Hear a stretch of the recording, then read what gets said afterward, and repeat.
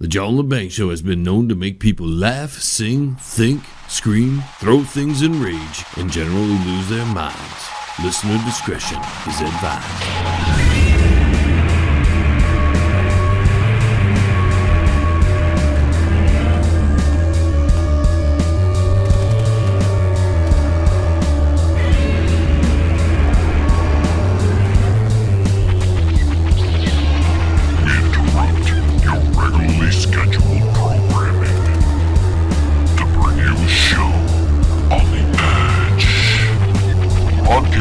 Worldwide and out to the greater universe, you're listening to the John Lebang Show.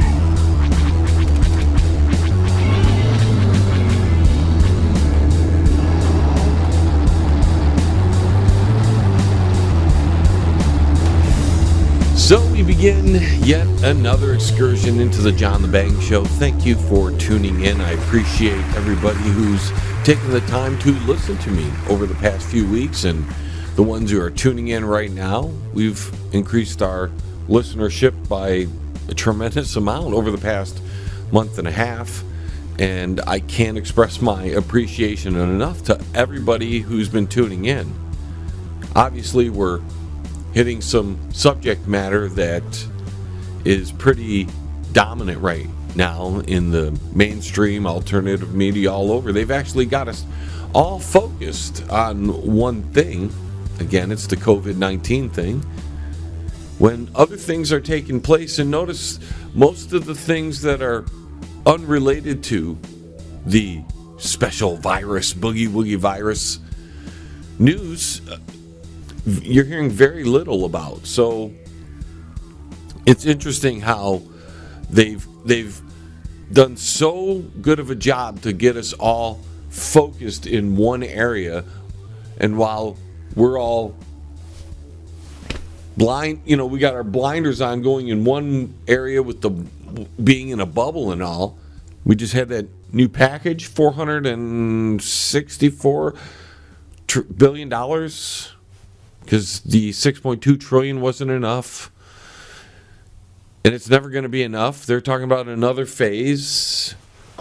And, you start to wonder, is this really about a virus? Because maybe the whole thing was about ready to fall apart, and they just used the virus to shove a bunch of things through. We've already talked about that on this show. And it is more and more apparent that that is the direction they took us. While we're all laser focused on either the pros and the cons of the staying home, and people fighting amongst themselves about getting the economy going, staying home, all that stuff. We're arguing about that on the social medias instead of what they're doing over here. And when they do something that gets noticed and the sides start picking away, again, it's minutia. We're right back to the Republican-Democrat thing. Politics has not left during this whole COVID-19. You'd think we'd be above that. But the general population, unfortunately, can't be unfocused because they've been trained, directing all their attention towards the COVID-19. So we stay home, we fight over this, we fight over that. Again, they found a way to divide us, but moreover, not only divide us on political grounds, but they've divided us now into our homes. And I know many people still weren't heeding the warnings. This is a growing trend, and you can tell these people are either being told this information and they're not checking it out, or they don't care. They just want to regurgitate, and that's probably the bigger deal. They want to regurgitate what they hear because it affirms their belief. But you're hearing, it's not as bad. See, the numbers weren't as bad. It was all a hoax. You understand, people, that there were measures that people took not all of us, but a lot of people took measures on staying home and heeded the warnings. Now, some people did it straight out of fear, and other people did it because they knew that the situation could go bad fast, and they'd rather be home and prepared during all that in case it went truly sour. But we're hearing the numbers are less. See, we told you it was a hoax, blah, blah, blah, blah. Those people that stayed home affected those numbers, ladies and gentlemen. They didn't go out in public. Maybe they had it at home, and they didn't spread it among the general population. So that curtailed the effects of the disease and the virus. I mean, they took these measures. One, you would assume they're trying to protect the population to some extent because they need us to do things. They need us to do things because they don't have enough robots to do everything yet. I don't think they would have cared so much when they had enough robot population to pick up the slack or to already be carrying the slack. Then it wouldn't matter as much. And I don't think they would have shut it all down, but they were worried, rightfully so, because what we saw in China, the reaction of that government, should have told you that they're taking some pretty extreme measures over a virus. And people will tout the Chinese numbers, yet they've revised them once, and they still haven't been able to explain where the missing, 21 million cell phone users are? They're just gone. They still haven't explained all the incinerators and the extra smog when they were all shut down. Wuhan still had tons of smog going on. We saw it in the satellite images, a month or two ago? So they took extreme measures to deal with it. And if you're going to tout the Chinese numbers, the WHO was following the Chinese model, if you're going to tout them, but discount we saw the videos too. So if you're going to discount all that, you're discounting a lot of information, and you're also discounting the fact that you can't believe what China told the world. Even our own government is now highly peeved that China didn't give us the actual effects of what was going on. I don't know why our government believed the numbers in the first place, and why they wouldn't just assume that something was worse because of the measures they were taking. It was visible to everyone. It wasn't just the people who happened to see a video on YouTube that saw what was going on in China from the videos that happened to leak. You got to wonder if they weren't leaked on purpose too, to get everybody a little more paranoid about the boogie woogie virus. You see, it's well beyond the virus, yet everybody is still trained on the virus. And you get arguments over the numbers and the percentages, and we find out this, and notice that every day something new comes out, and there's more symptoms, and now there's every symptom known to man gives you is the implication or the possibility that you have the coronavirus in you, the boogie woogie virus. I like calling it that over all the other terminology for it because that's what it's become. It's the evil virus that's got everybody scared, or a lot of people scared, and then it's got a lot of other people who don't believe it at all for whatever reason. They don't believe it actually is true or is as bad as it, and they disregard that people actually stayed home. Some people actually took it seriously, and that had to affect the numbers. Any logical thinking person, if you believe in mysterious numbers that can't be proven, that say more people probably already had it, you've got to understand that that the numbers aren't as bad because people actually stayed home. It's freaking common sense, people. That's all. It's common sense. So don't disregard some of the measures that were taken. And I know in some of the states they were pretty dictatorial. You know, the president allowed that to happen, by the way. So those of you that are playing the left-right paradigm again are falling for the trap. Trump just allowed these governors to do it by proxy. And they had test states. And notice most of these test states have higher counts. I mean, we have a brilliant state of people here. We talked about it in the last show. Not only was the governor at fault for why the boogie-woogie virus went a little haywire here in Michigan. We got worse numbers than many other places. But it was the people who didn't take it seriously. And they went gallivanting around town, forcing the governor to take harsher measures. I mean, it's about freedom, ladies and gentlemen. You know, you hear people talking, you're taking away my freedom. Do you really know what that means? It's personal responsibility. And as per the information that, sure, we've been given, and we don't know how accurate that is, because we're always force-fed information. And we hear stuff to the contrary, and who knows anymore? It's that fog of war I was talking about in the last hour as well. They've thrown so much information at us. They've given us so much to ingest and to think about and to contemplate that we don't know heads or tail anymore.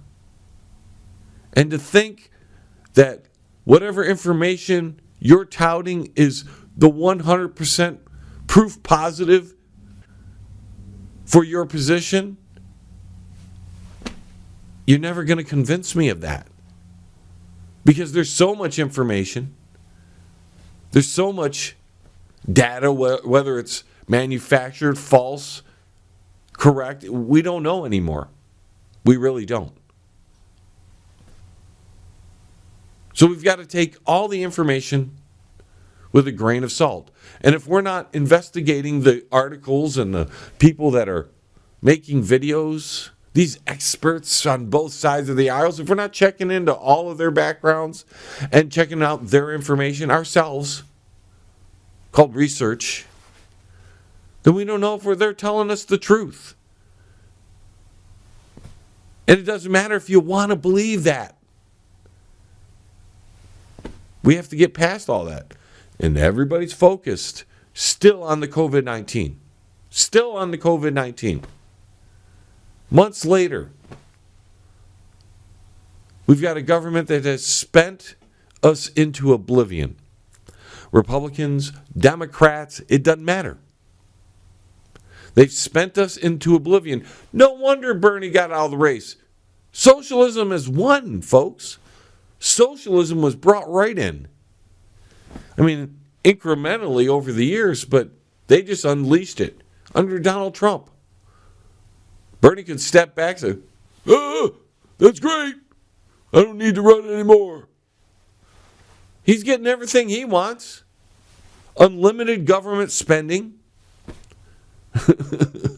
People dependent on a lousy check from the government because they weren't prepared. It was almost the perfect time for all this to happen, folks. Almost like it was planned. We were ready, ripe, and it happened. And nobody, from top to bottom, side to side, back to front, was ready for something like this. The citizenry wasn't ready. State governments weren't ready. The federal government wasn't ready. How could nobody be ready for this? Except the preppers. They were ready. Well, I guess somebody was ready. Time for a quick time out, folks. But when we get back, we'll just continue our riffing here. Hey, Uncle Shady, where are they going? Hey, you, get back here. The John Lebang Show will be right back.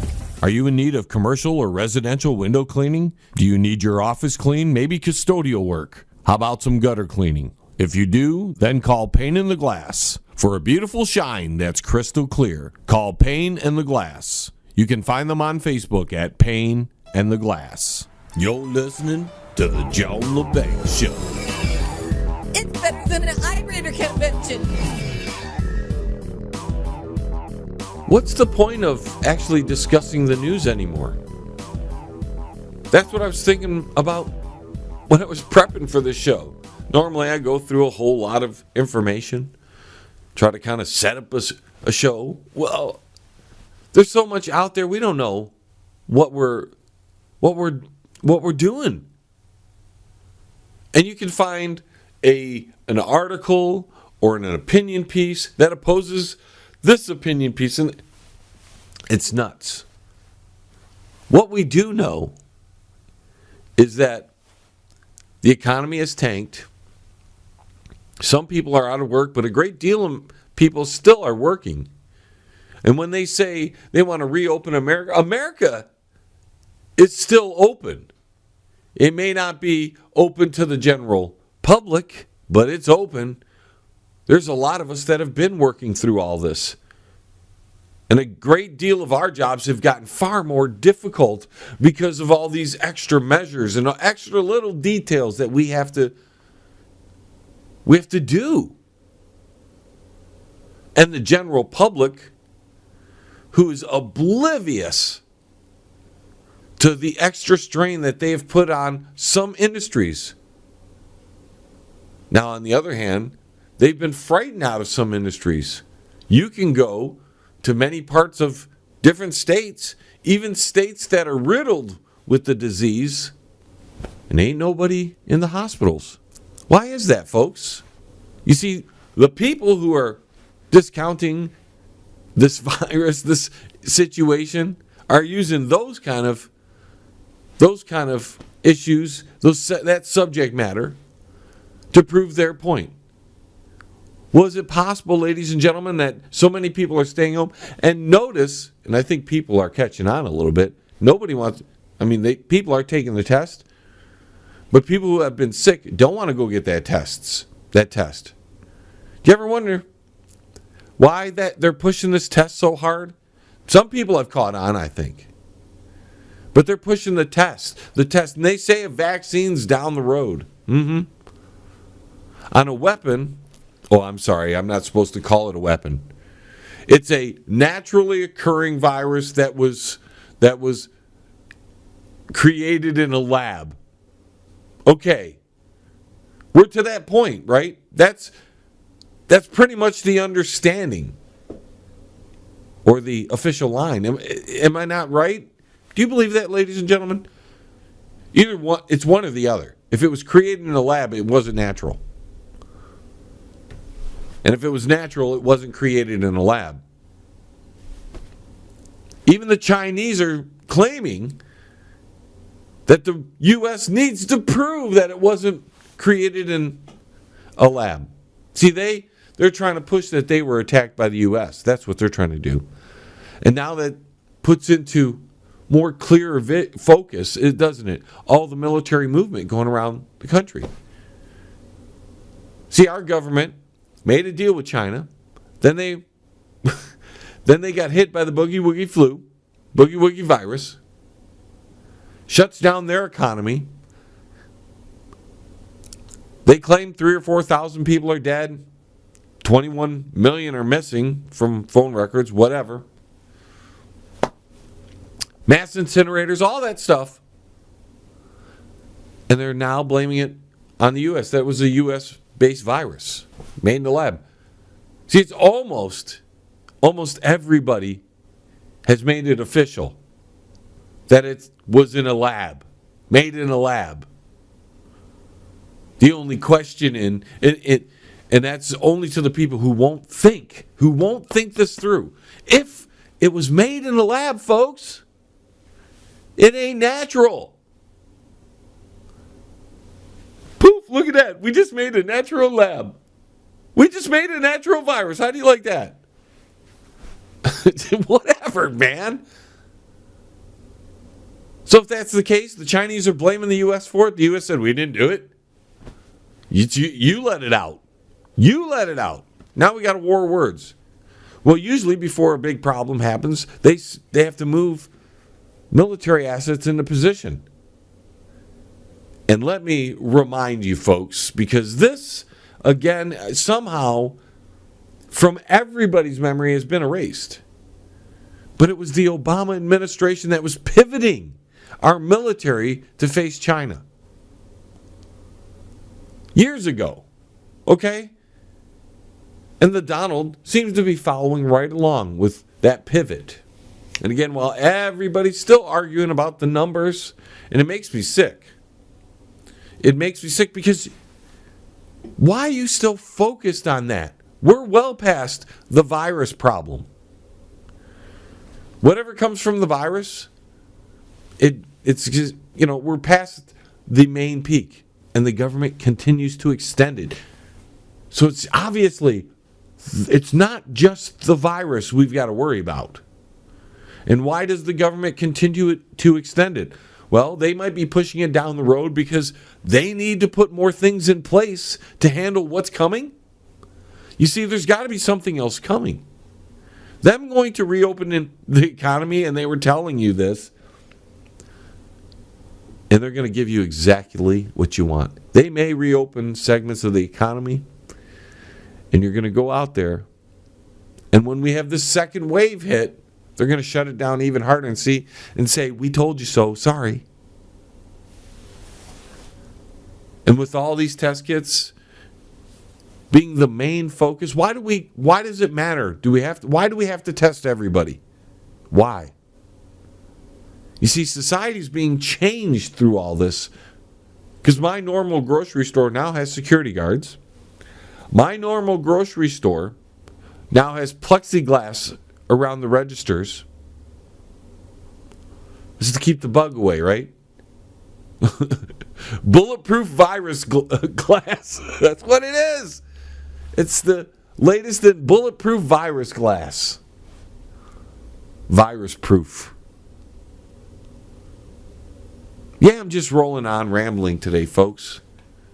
Because I don't see a reason to discuss all the information that's being bantied about. Is this right? Is that right? Because it's too much information. They know it's too much information. Speaking of that, I found this very interesting.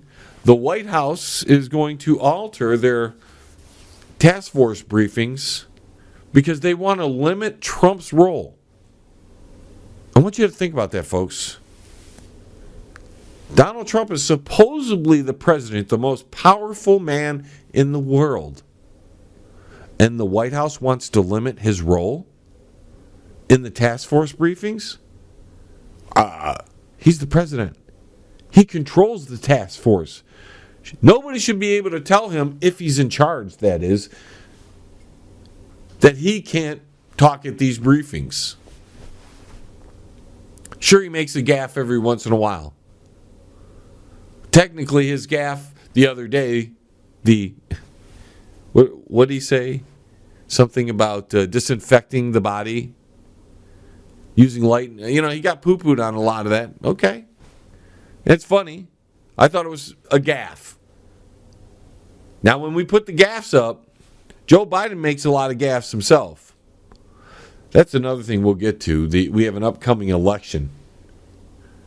And we got Trump and Biden. It doesn't get much worse these days. But I was thinking about, everybody's arguing and making, the left jumped right on this disinfecting inside the body. Trump never said use Clorox. I listened to it. I've been studying these briefings because if there's anybody who's been paying attention to what's going on at the briefing, it's been me, and I have a record on it. I've been watching the briefings to see what they're trying to tell us through the visuals with the presidential seal and the flags and all that. But I'm still listening to the briefings. And I thought it was an odd statement, but he never did say, use Clorox or drink, isopropyl alcohol or any of that. He didn't say that or inject that into the body. It might have been his half-ass stumbling way of saying maybe we can find a way to cleanse the body. There are body cleanses out there. People do them all the time. I'm not trying to defend the Trumpster, but I think that maybe in his infinite stupidity, he didn't know how to put it any other way. Because he has a specific way of speaking, okay? He doesn't use words that are not common to him. So maybe as in regards to the speech going on, he had said sanitize or something like that a little too often, and it just rolled off his tongue. I don't think he was suggesting anybody. And if anybody does that, by the way, they're stupid. I mean, we probably could use one less of those people on the earth. So I'm not suggesting anybody use bleach or anything to try to disinfect the inside of their body. I mean, that's ridiculous. But maybe Trump was, in his clumsily way, just trying to say maybe we can find a way to cleanse the body. I don't know. We didn't hear this kind of stuff when Obama made these supposed gaffes. Because if we did, when he said they train ISIL forces in Iraq, we didn't hear one peep out of the media going, whoa, whoa, whoa, whoa, hey, excuse me, Mr. President, we're training ISIL forces in Iraq? Nobody said a dang word about it. So again, it's the media just having their little game with what he says, and you know how it works out. We've been seeing it for 4 years. In fact, I'm so tired of all the media coverage on how they've done Trump and the coverage of their bias towards the Democrats. I'm just sick of it. And I'm also sick of the fact that all the politicians, when it comes down to it, they've never prepared for a damn thing. All those trillions of dollars shuffled to the federal governments and the billions of dollars through the state governments. Nobody was prepared for any of this crap. They'll hand out money here and there to foreign governments on the federal side, and they'll find reasons to spend money on the state side that have nothing to do with infrastructure. And I would consider personal protection equipment as infrastructure. They had all those FEMA coffins way back when, and I'm sure they're finding a use for them these days in like New York. Maybe not on the scale that they expected or they touted, but New York's not doing a great job. Michigan's not doing a great job in this. And maybe they were test markets. Again, the president has allowed the states to do whatever they want. And the states have done whatever they wanted. And in some, there might have been some test markets to see how far they could take it before the people got upset. People are upset all over, protesting. Such an outdated form of defiance. We're going to talk about some of that in the upcoming segment, so I hope you're going to stay tuned. I know this one's kind of random and riffing and off the cuff, folks, but eventually we'll get around to the pinpoint of the whole show.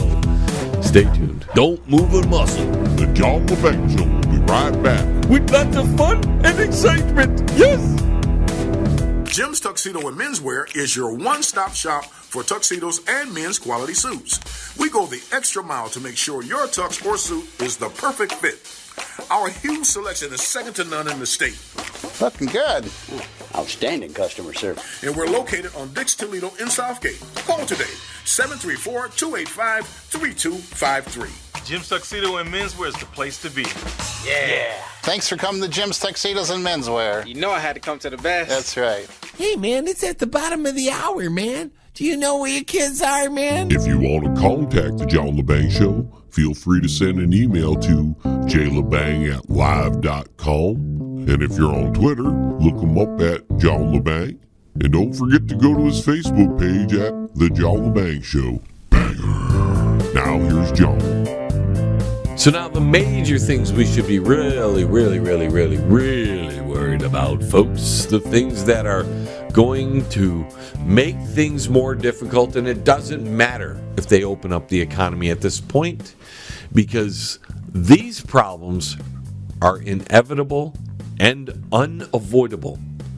First one is What do we do about the meat shortage now that all these meat processing plants, beef, chicken, pork, all of them have been hit with COVID-19, the boogie woogie virus, and they have shut down? And more continue to shut down, just like the auto plants. So maybe you'll be able to go back to work wherever you're at. Those of you who are clamoring to go back to work. But what's that money going to do when there's no meat to buy? Nothing to eat. Because eventually, and if you haven't been to the supermarket lately, it's unfortunate if you haven't been, because it might give you a shot of realism. But those shelves are not full anymore, ladies and gentlemen. Sure, there's a lot of junk food there, but the meat is slowly dwindling. It's hard to find the cheap hot dogs anymore, folks. I used to love having the cheap hot dogs, little cheap chicken hot dogs. For when I come home from work and I didn't feel like cooking, I could throw a couple hot dogs on it, and I know they're not good for you. No, they're not good for you. But a couple of hot dogs here and there is just not too bad. But the bacon is slowly dwindling down. The meat, the beef and the turkey and the chicken are all slowly. And if not only are they slowly dwindling, but they're going up in price. So it's costing you more to survive, and there's not going to be enough there for you to survive real soon. So you can go back to work all you want. You can want to get out there, and you can say, well, that's going to jumpstart. Not if these plants are shut down. These plants are going to be shut down until they feel that it's okay to reopen. And as we've seen with the auto plants, which are far less critical as far as infrastructure is concerned, they're still not open. A lot of them are still shut down. That's 4 and 5 weeks now. So we can expect maybe 4, 5, 6 weeks of shutdowns at these meat plants. What's going to happen, folks? No meat or very little is going to be produced. And they can't just switch over industries to fix that problem. You can't just take over a factory like you are for these masks and these personal protection items and all the ventilators. You can't just switch over a factory to cut meat.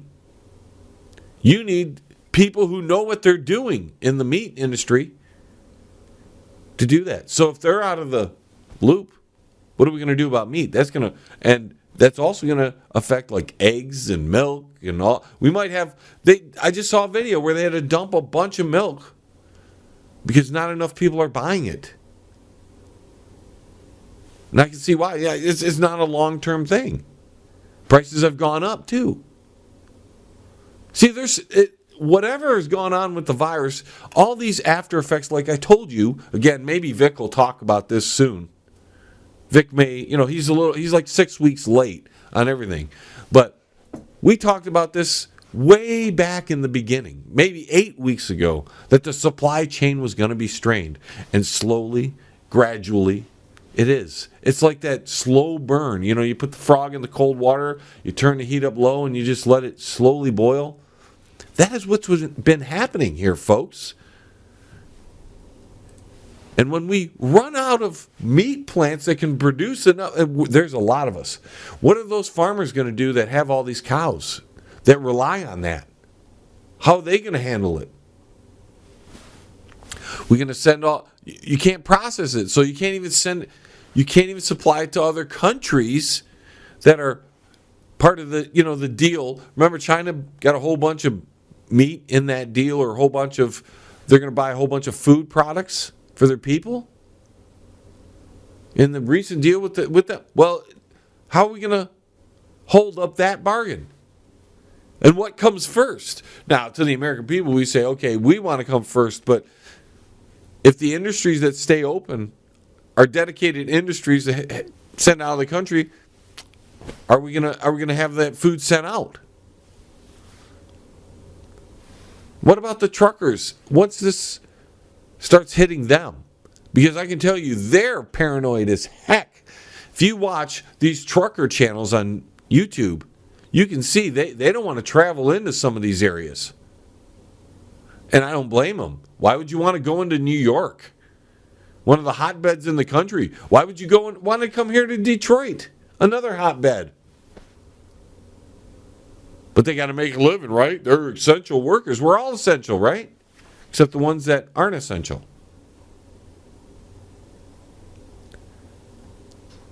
So in the coming weeks, folks, it's going to be really hard to find meat. And that's going to be a real problem. A real problem.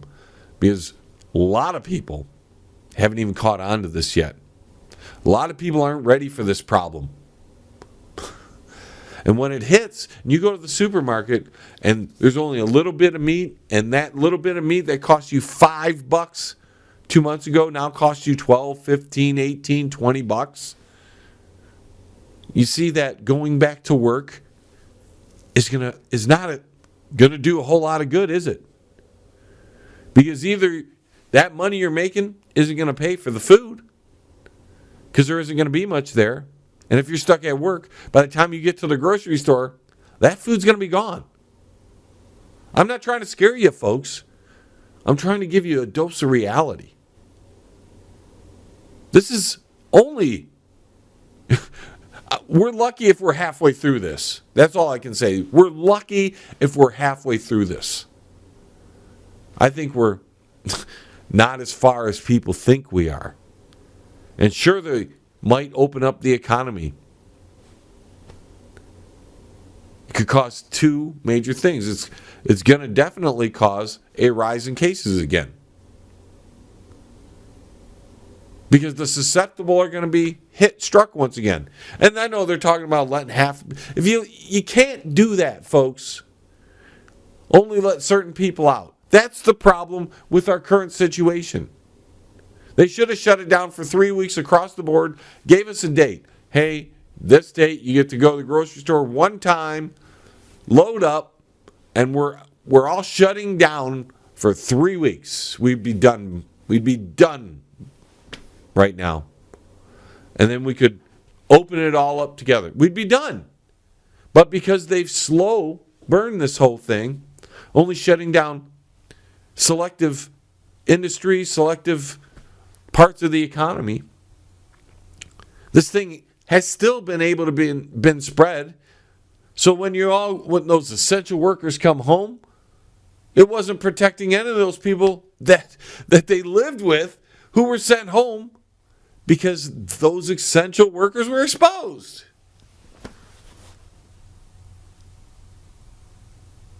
And it's all cockeyed.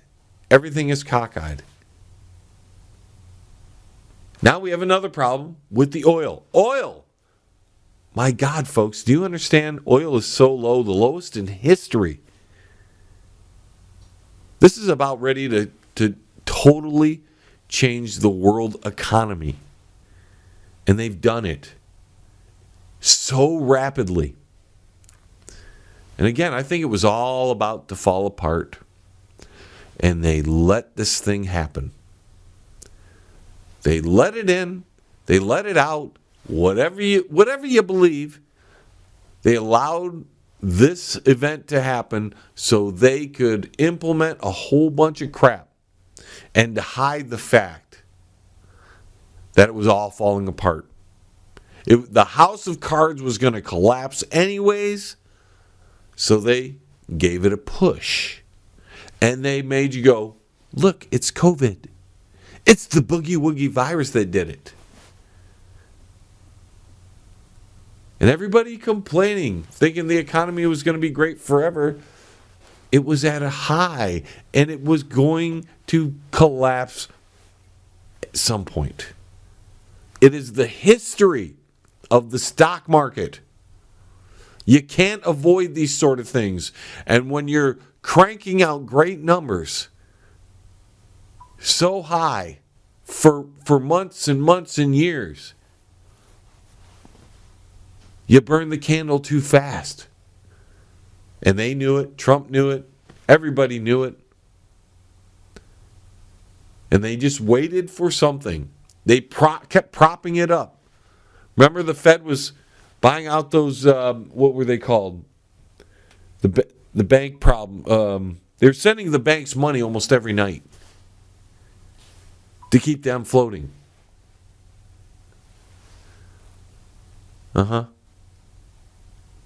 This was all on the run-up to this, folks. They did a simulation in October to understand, a final simulation to understand how this was all going to collapse, how this would affect everything. And then, like clockwork, they followed the simulation, varying it slightly, because you got to vary things depending on situational issues that might arise. But it's moving right along according to the plan. And I know people don't want to believe that this could all be true. But there's no other explanation, folks. At this point, there is no other explanation. We were burning too hot as an economy. And it all had to come crash. It was all going to come crashing down eventually. And they were propping it up until they found a reason, until they came up with a reason or created a reason, whatever you want to believe, to let it all come crashing down and to make it look like it wasn't their fault.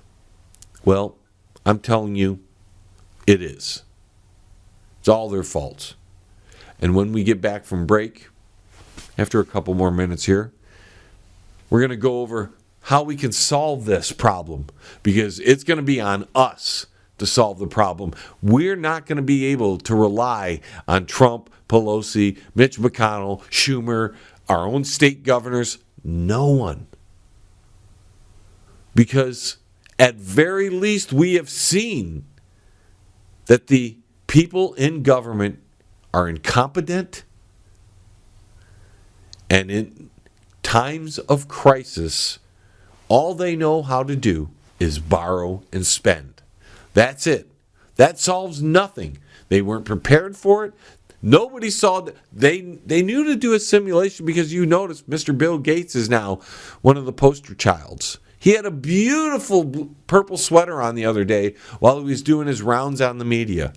In fact, it was awesome to see that Donald Trump was supporting him by wearing a purple tie the same day during the briefing for the COVID-19 task force. It was coincidental, I'm sure. Probably just some fashion statements for everyone. Maybe purple is in. You know, when you blend red and blue together, that makes purple. That way you can have a one unified color. One unified color. Yep. Interesting how colors work. And you're speaking to someone of an expert about color, since I've been in the coatings industry, which coatings, almost all coatings have color. I've been in it for a mighty long time, folks. We're going to take that crucial time out. Yes, we've been all over the place, but, you know, we're wrapping it up real soon in the final segment. Stay tuned. Smoke them if you got them. Because the John Lebang Show will be right back After this. That's guaranteed. Yes. Absolute Skin and Body Care, located in Livonia, Michigan. If you're in need of laser hair removal, skin care, laser tattoo removal, or laser hair regrowth, call Absolute Skin and Body Care. They're located at 37625 Ann Arbor Road, Suite 105 in Livonia, Michigan. Their phone number is 248-533-0448. Absolute Skin and Body Care. Give them a call. You're listening to the John Lebang Show. It's huge. Now I got to tweet about it. All right, welcome back, folks. Thank you for staying tuned in. Had some questions over the past few weeks on why not all the segments are available video-wise, and that's because it really is a bear to get videos up on YouTube these days. So we have to be selective with the video content at the moment. And, you know, to process and to do all these things to get videos up takes a long time. Just the recent video, which was 30 minutes, took nearly 4 hours to upload to YouTube. So we're doing the best we can on these videos. So bear with us, please, if you want to check out, if you're missing any part of it because you're only watching the video stuff, and you want to know more information, we have a second YouTube channel that carries the entire show, audio with just a picture, but you catch the audio and you can listen in as an archive right there. So with that being said, we've talked about a great deal of COVID-19, boogie woogie virus talk. Me basically riffing the whole hour. Didn't have a whole lot of news that I wanted to talk about. Now we just did the video, our third video on the presidential seal and the COVID-19 task force briefings. Well, the Trumpster has officially declared that he's not going to do them anymore now. First, it was the White House urging him, telling him he's not going to do them anymore. They were telling us in the media, we're not going to have the president doing them anymore. And now he wants to feel in charge. So he's going to go ahead and he's tweeted that he's not doing it anymore. They're worthless. They're no good. Right, because they've probably given us all the information we need through the task force. It's become a bore. It really has. And some of us have maybe picked up on some things that have been going on there, and maybe they don't want us to be so prevalent of some of the changes that have happened or that were taking place during all these things. So who knows? No more task force. So now whatever information they're trying to secretly get out to us in some kind of code, because I believe they were, at least through the task force briefings, sending out some kind of code to someone, whether it was the Q crowd, whether it was somebody else. Maybe they were trying to talk to the people. I don't know anymore. Because for the most part, it was redundant information, except for little things here and there. And there was no point of having 2-hour press conferences.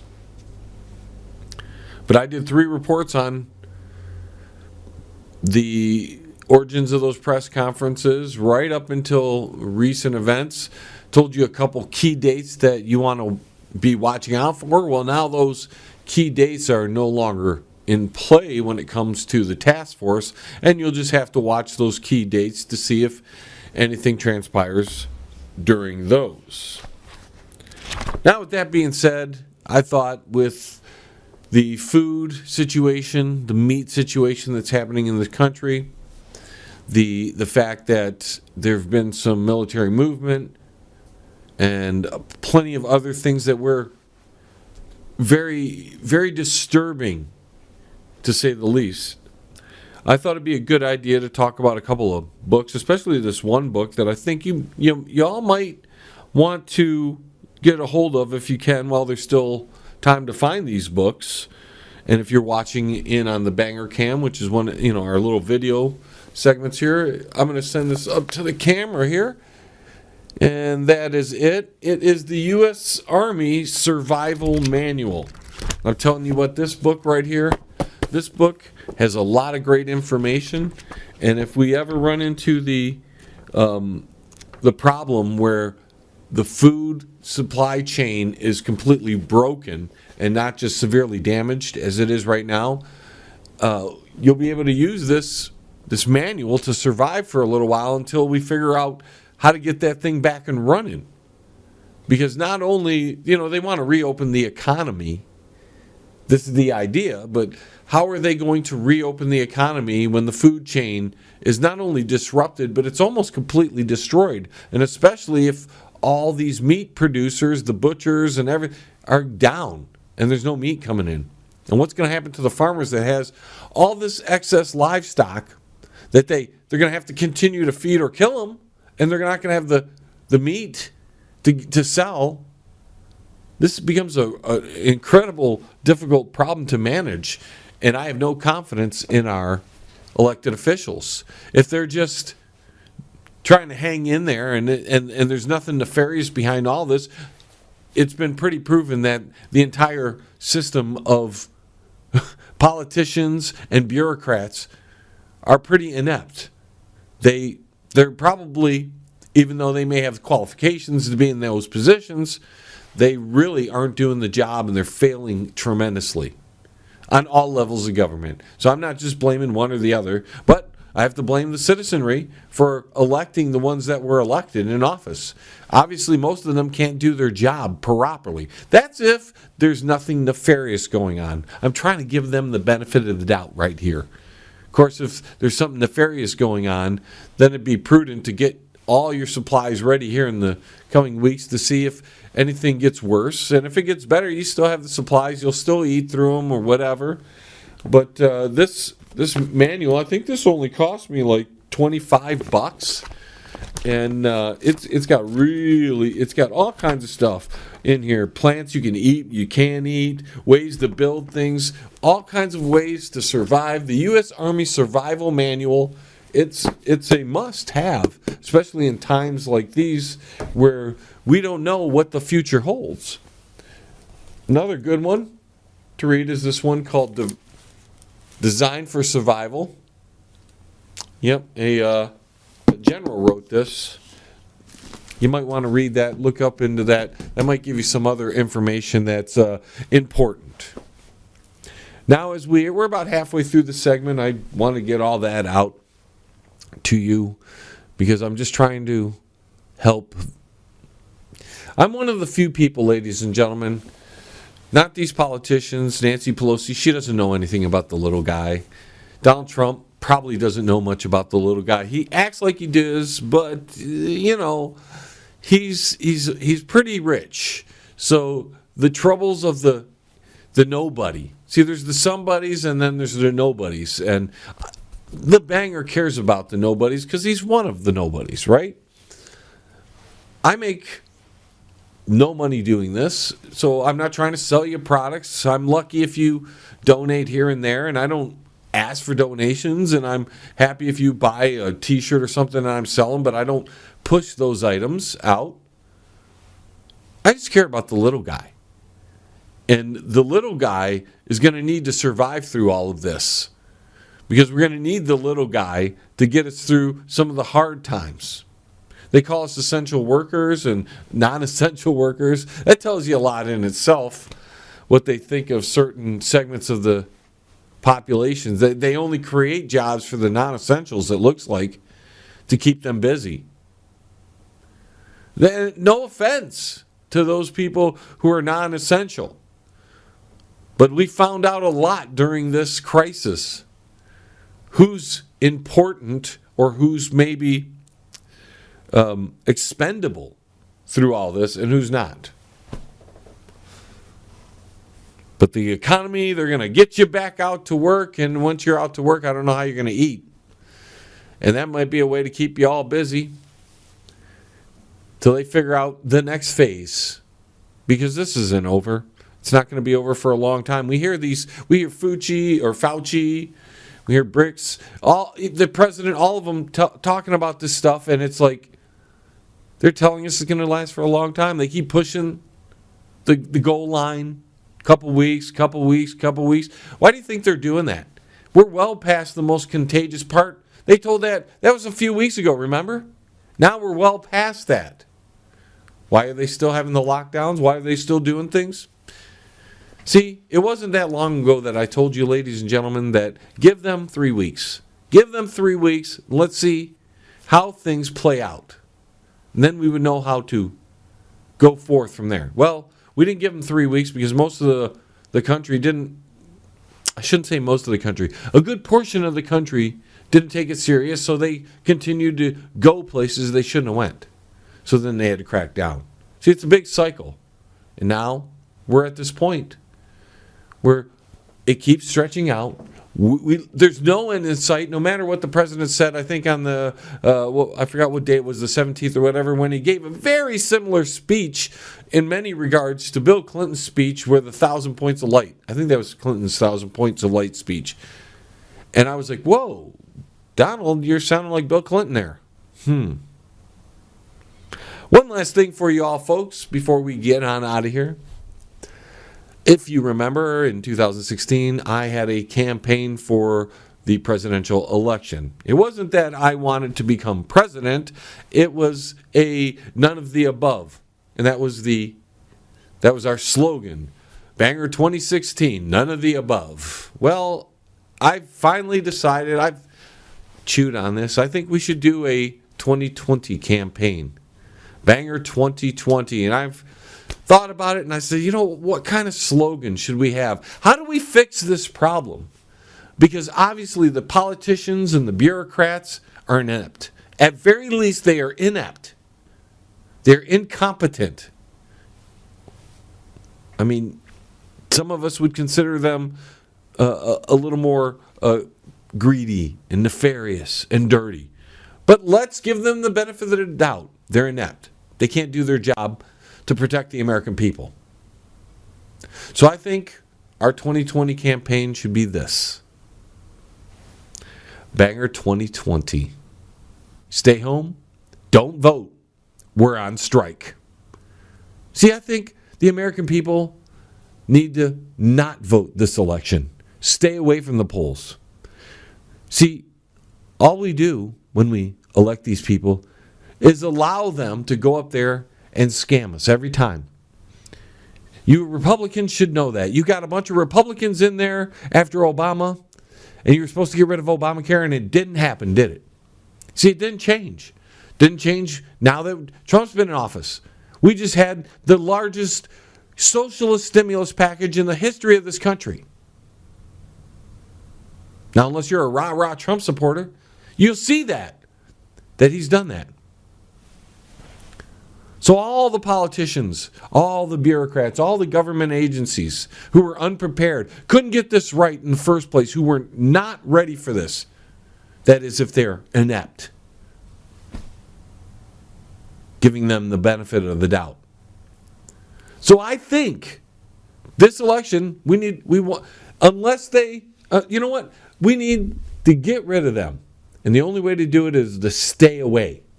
Send them a message that we don't want any of them in office. And we need to take it one step further. Because the problem goes far beyond just our political class. It goes into our corporate class. The ones that force the politicians or get behind or bribe or whatever you want to call it, the politicians into doing things a certain way, letting things play out a certain way. I think we should have another campaign to go with Banger 2020. Not only is it stay home, don't vote, we're on strike, but I think we should stay home, don't work, we're on strike. Until all these guys get it right. And I know it's hardship. And we'll talk about that a little more in the future because we're running out of time and I can't believe I didn't get to it. But there was a lot to say, I guess. So until the next time we get together, folks, and hopefully that'll be soon, I want to thank you all for listening, tuning in, being a part of this important show. It's important to me, and I keep doing it because of you guys. Go to our website, www.jlebang.com. And until the vibrations of my vocal cords reach your ears again, I'm John Lebang saying Banger 2020. Stay home, don't vote, because we're on strike. See you next week. T-minus 10, 9, 8, 7, 6, 5,